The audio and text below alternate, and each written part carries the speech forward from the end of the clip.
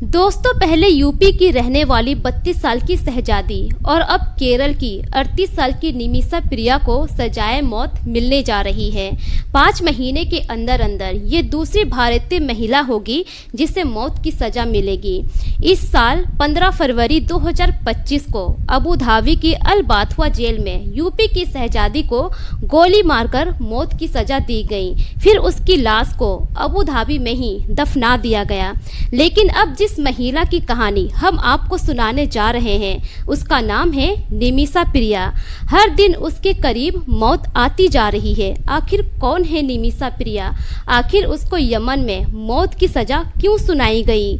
आइए जानते हैं निमिषा प्रिया की पूरी कहानी इस वीडियो में। पर वीडियो में आगे बढ़ने से पहले आप सभी से एक ही रिक्वेस्ट है कि वीडियो को लाइक कर दीजिए और चैनल को भी सब्सक्राइब कर दीजिए ताकि मेरा हौसला बढ़ता रहे। दोस्तों, मेरा नाम है तबस्सुम खातून और आप सभी का मेरे चैनल पर स्वागत है। दोस्तों, आज की कहानी की शुरुआत होती है केरल के पलक्कड़ इलाके से। वहीं पर एक लड़की रहा करती थी जिसका नाम होता है निमिषा प्रिया। निमिषा प्रिया का जन्म एक बहुत ही गरीब परिवार में होता है। निमिषा की मां दूसरों के घरों में काम करके अपने परिवार का भरण पोषण कर रही थी। निमिषा प्रिया बचपन से ही पढ़ाई लिखाई में बहुत तेज थी और वो क्रिश्चियन धर्म को मानने वाली लड़की थी। धीरे धीरे समय गुजरता है, उसकी स्कूलिंग की पढ़ाई कंप्लीट हो जाती है। लेकिन निमिषा का शौक था कि वो नर्स बने और नर्स बनकर लोगों की सेवा करें। लेकिन उसकी मां के पास इतने पैसे नहीं थे कि वो निमिषा को नर्सिंग का कोर्स करा सके। अब नज़दीकी में जो चर्च होता है, चर्च के जो पास्टर होते हैं, निमिषा की नर्सिंग की पढ़ाई का वो पूरा खर्चा उठाते हैं और निमिषा नर्सिंग का कोर्स करती है। नर्सिंग का कोर्स पूरा करने के बाद अब जो निमिषा थी वो सोचती है कि नौकरी करके किसी तरह अपने परिवार को अच्छी जिंदगी दी जाए। निमिषा अपनी माँ को अच्छी जिंदगी देना चाहती थी क्योंकि निमिषा बचपन से देख रही थी कि उसकी माँ उसके पढ़ाई के लिए कितनी संघर्ष करती थी। अब इसी बीच साल 2008 में निमिषा चली जाती है यमन। यमन में जाने के बाद यमन के एक सरकारी हॉस्पिटल में निमिषा को नौकरी मिल जाती है। अब वहीं पर रहकर वो नौकरी करने लगती है। वहाँ से निमिषा अपनी माँ को फ़ोन करती है और फ़ोन करके बताती है कि माँ, अब फिक्र मत करो, धीरे धीरे हमारे घर की सारी गरीबी दूर हो जाएगी। तुमने जितना संघर्ष किया है मुझे पढ़ाने के लिए, इस काबिल बनाने के लिए, अब वक्त आ गया है उसका बदला चुकाने का। इस बात से निमिषा की माँ भी बहुत ज़्यादा भावुक हो जाती है। धीरे धीरे ऐसे ही समय गुजरने लगता है। निमिषा वहाँ पर अच्छा खासा जॉब करने लगती है। निमिषा यमन की राजधानी सना में जॉब कर रही होती है। धीरे धीरे ऐसे ही समय गुजरता है और 3 साल कैसे गुजर जाता है पता ही नहीं चलता है। साल 2011 में निमिषा अपने देश भारत वापस आती है, अपने घर जाती है और साल 2011 में ही निमिषा की शादी टॉमी थॉमस नाम के एक व्यक्ति से हो जाती है। शादी के बाद निमिषा अपने पति को लेकर यमन चली जाती है। वहां जाने के बाद अब जो निमिषा का पति था वो भी छोटा मोटा जॉब करने लगता है और निमिषा उसी सरकारी हॉस्पिटल में अपना नर्सिंग का जॉब कर रही होती है। धीरे धीरे ऐसे ही समय गुजरता है। इसी बीच कुछ सालों के बाद निमिषा एक बेटी को जन्म देती है। बेटी के जन्म से दोनों पति पत्नी तो बहुत खुश होते हैं, लेकिन वहाँ पर बेटी की परवरिश के लिए और कोई था नहीं। निमिषा अपना जॉब करती थी, उसका पति का भी छोटा मोटा जॉब था। अब बेटी की परवरिश कौन करे? इस वजह से निमिषा अपने पति को कहती है कि तुम घर पर ही रुको। अब जो निमिषा का पति था वो जॉब नहीं कर रहा था। धीरे धीरे उन दोनों के बीच में आर्थिक तंगी आने लगती है। अब निमिषा परेशान हो जाती है, जिसकी वजह से दोनों पति पत्नी फैसला करते हैं कि जो निमिषा का पति है वो बेटी को लेकर भारत वापस लौट आएगा। और इसी बीच निमिषा का पति अपनी बेटी को लेकर भारत लौट आता है। निमिषा वहीं पर रुक जाती है। साल 2014 में निमिषा का पति अपनी बेटी को लेकर भारत वापस लौट आता है, लेकिन निमिषा नहीं लौट पाती है क्योंकि वहां पर गृह युद्ध का माहौल था। बहुत सारे हॉस्पिटल में भीड़ लगी रहती थी, लोग घायल होकर हॉस्पिटल में आते थे, जिसकी वजह से निमिषा अपने देश वापस नहीं आती है। वहां अपने काम में ही वो बिजी हो जाती है। अब धीरे धीरे साल 2015 आ जाता है। साल 2015 में निमिषा सोचती है कि क्यों ना अपना खुद का एक क्लिनिक खोला जाए। यहाँ मैं सरकारी अस्पताल में कितने दिनों तक जॉब करूँगी। अब इसी सिलसिले में निमिषा अपने पति से बात करती है, अपने परिवार वालों से बात करती है, तो सभी लोग यही सलाह देते हैं कि ठीक है, खुद का क्लिनिक खोलोगी तो बहुत अच्छा रहेगा। अब निमिषा को पूरे परिवार वालों से सपोर्ट मिल रहा था, उसका हौसला और ज़्यादा आगे बढ़ रहा था। अब इस बारे में वो एकदम सीरियस हो जाती है कि खुद का क्लिनिक अब खोलना ही है। जब निमिषा क्लिनिक खोलने के बारे में वहीं के लोगों से पता करती है कि आगे क्या क्या प्रोसेस से गुजरना होगा, तब जाकर निमिषा को पता चलता है कि जो भी विदेशी वहां पर क्लिनिक खोलेगा वो ऐसे नहीं खोल सकता है। यमनी लोगों का सहारा लेना पड़ेगा, यमनी लोगों के साथ उसको पार्टनरशिप करना पड़ेगा, तभी वो वहां पर एक क्लिनिक खोल सकती है। अब इस बात को जानने के बाद निमिषा थोड़ी परेशान हो जाती है, लेकिन निमिषा वहां पर एक व्यक्ति को जानती थी जिसका नाम होता है तलाल अब्दो मेहंदी, जो कि एक बिजनेसमैन था। कपड़ा का उसका खुद का बिजनेस था। अच्छी खासी उन दोनों की दोस्ती यारी थी। निमिषा उससे बात करती है और बताती है कि ऐसा ऐसा बात है, तुम मेरे साथ पार्टनरशिप करोगे क्या। अब जो मेहंदी था वो कहता है कि ठीक है, मैं तुम्हारे साथ पार्टनरशिप करने को तैयार हूँ। मेहंदी का यमन की राजधानी सना में ही कपड़ा का बिजनेस होता है। अब निमिषा मेहंदी की मदद और उसके पार्टनरशिप से सना में ही अल अमान मेडिकल क्लिनिक के नाम से अपना खुद का एक क्लिनिक खोल लेती है, जो कि 14 बेड का होता है। लेकिन निमिषा को क्लिनिक खोलने में बहुत सारे पैसे लग जाते हैं, लगभग 50 लाख से भी ज़्यादा लग जाता है। उसमें उसके खुद के जमा पूंजी होते हैं, उसके पति के जमा पूंजी होते हैं, परिवार रिश्तेदार सभी से वो कर्जा ले लेती है इस क्लिनिक को खोलने के लिए।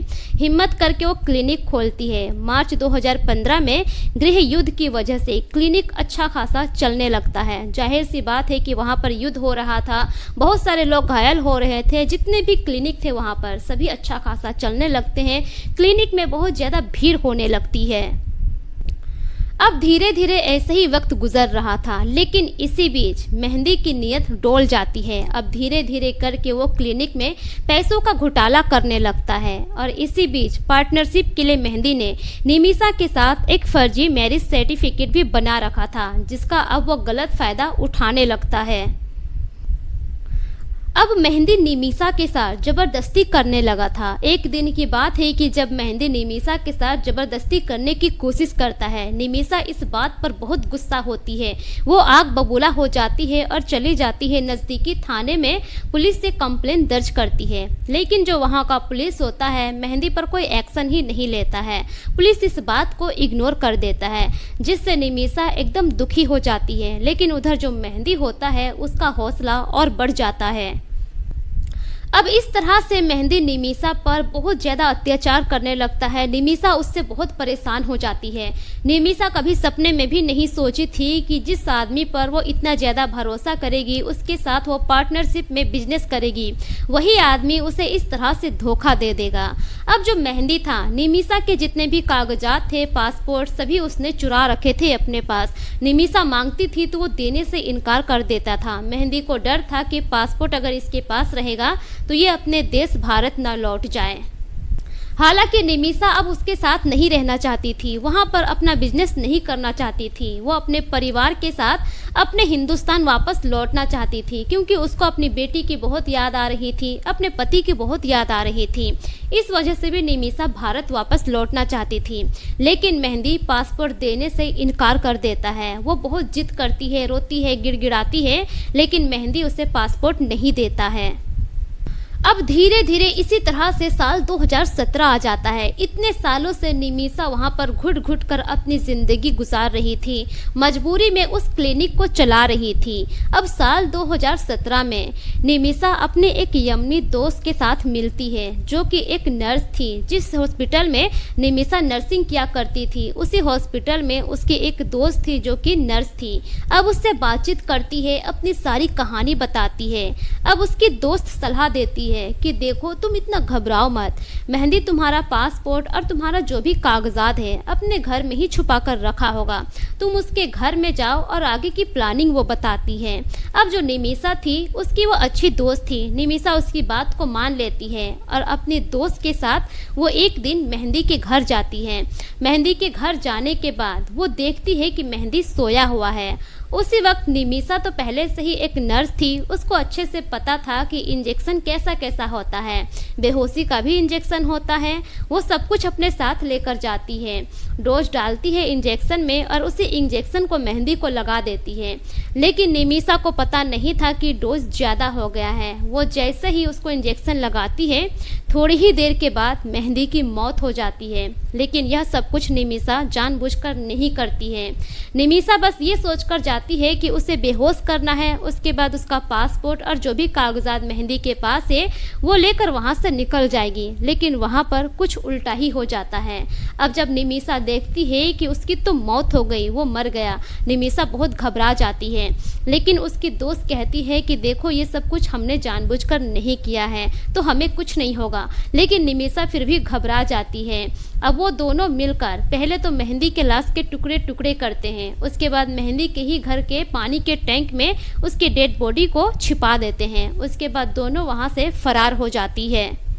लेकिन मेहंदी की मौत का राज जैसे खुलता है उसके बाद निमिषा और उसके दोस्त की मेहंदी के ही घर में मौजूदगी साबित हो जाती है, जिससे यमन के पुलिस वाले दोनों को पहले गिरफ्तार करते हैं। गिरफ्तार करने के बाद दोनों से पूछताछ किया जाता है। निमिषा की जो दोस्त होती है उसको 3 साल की सजा सुना दी जाती है और साथ ही साथ निमिषा भी जेल में होती है। 3 साल के बाद निमिषा की जो दोस्त होती है वो रिहा हो जाती है, लेकिन निमिषा को सजाए मौत सुना दी जाती है, जिससे निमिषा एकदम परेशान हो जाती है। रो रो कर निमिषा का बुरा हाल हो जाता है।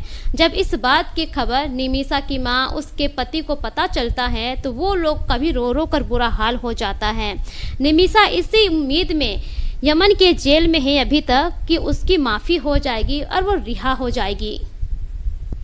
अब पिछले 8 सालों से निमिषा यमन के सेंट्रल जेल में इस उम्मीद से अपनी सजा काट रही है कि शायद उसकी माफ़ी हो जाएगी, लेकिन शायद ये नामुमकिन है क्योंकि जो मेहंदी के परिवार वाले हैं वो निमिषा को माफ़ करने के लिए तैयार नहीं है। और यमन का कानून ये कहता है कि पीड़ित के परिवार वाले अगर माफ़ कर देते हैं कातिल को तभी उसे माफ़ी मिल सकती है, वरना उसे कोई माफ़ी नहीं मिल सकती। लेकिन इसी बीच भारत के कुछ संगठनों ने मिलकर एक मुहिम चलाई जिसके तहत उन लोगों ने $1 मिलियन का भी इंतजाम किया जिससे निमिषा को बचाया जा सके। और वो $1 मिलियन मेहंदी के परिवार वालों को ब्लड मनी के तौर पर ऑफर भी किया, लेकिन उन लोगों ने लेने से इनकार कर दिया। अब आने वाले 16 जुलाई 2025 को निमिषा प्रिया को सजाए मौत होनी है, लेकिन हम उम्मीद करते हैं कि कोई न कोई ऐसा रास्ता जरूर निकल आएगा जिससे निमिषा प्रिया की सजा टल जाए। दोस्तों, ये रही निमिषा प्रिया की पूरी कहानी। आप लोगों की इस कहानी पर क्या राय है, अपनी राय कमेंट सेक्शन में जरूर दीजिए। इस कहानी को सुनाने का मकसद किसी के भी भावनाओं को ठेस पहुंचाना नहीं है, बल्कि मेरा मकसद आप सभी को सतर्क करना है, जागरूक करना है, ताकि आप अपना और अपने परिवार का ख्याल रख सके। दोस्तों, मेरे पिछले वीडियोस में जितने भी लोग कमेंट किए हैं उनके नाम कुछ इस प्रकार से हैं। असलम साद गोपालगंज बिहार से, संजय बहादुरगढ़ हरियाणा से, यूएस तिवारी हर्ष तिवारी यूपी से, जय सिंह सोनीपत हरियाणा से, हिमेश धीमन पटियाला पंजाब से, मास्टर शरीफ नगीना टेलर वजीराबाद दिल्ली से। दोस्तों, अगर आप लोग भी अपना नाम मेरी वीडियोस में सुनना चाहते हैं तो अपना नाम और अपने राज्य का नाम कमेंट सेक्शन में जरूर लिखें ताकि मैं अपनी अगली वीडियो में आप सभी का नाम ले सकूं। मिलेंगे फिर एक नई कहानी के साथ, तब तक के लिए शुक्रिया। जय हिंद।